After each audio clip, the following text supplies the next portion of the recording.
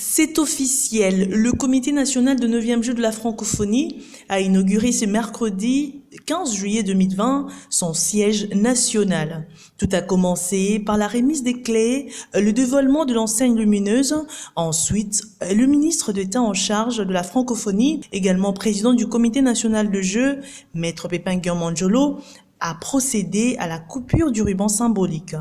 Les portes du siège ouvertes. Prochaine étape, la visite du dit bâtiment. Le confort est tout de suite remarquable. Nous pouvons dire que le comité national est parfaitement bien installé pour une meilleure qualité de travail dans le préparatif de 9e jeu de la francophonie prévu en août 2022. Immédiatement après la visite, la première réunion du comité de pilotage s'est tenue sous la présidence de Maître Pépin Guillaume-Manjolo. Objectif de cette séance de travail, mettre les choses en ordre en rapport avec ses préparatifs. Entre autres, le chronogramme des activités, construction, réfection des sites des compétitions comme les stades Tata Raphaël, le stade de Martyrs, la construction d'au moins 22 bâtiments de 3 niveaux pour pouvoir accueillir et héberger les athlètes qui viendront. Cet événement constitue un signal fort que la RDC est déterminée à organiser le meilleur jeu que la francophonie n'ait jamais connu, à en croire le président du comité de pilotage, Maître Pépin Guillaume-Manjolo. Les préparatifs se déroulent parfaitement bien, contrairement aux rumeurs. Le chef de l'État, Félix-Antoine Tshisekedi Tshilombo, apporte son soutien total. Et la rumeur, c'est pas ce qui crée ou qui organise les choses.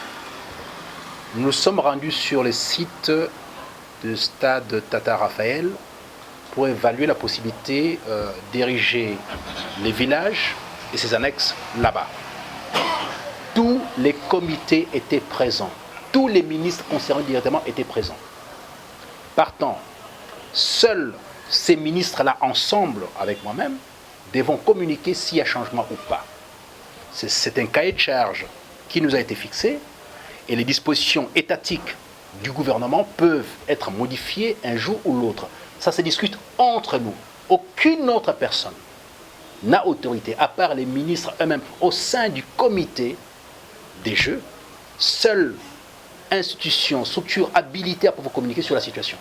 Personne d'autre. Pour la petite histoire, nous sommes arrivés au gouvernement fin août, début septembre. Mais l'engagement a été pris par les chefs de l'État en personne aux alentours du mois de mars. Ce qui fait que nous sommes héritiers d'une situation décidée par lui. Et par conséquent, il est le premier porteur de ce projet. Le fait que nous soyons dans ces bâtiments aujourd'hui, c'est lui qui a voulu que ça soit ainsi le plus rapidement possible.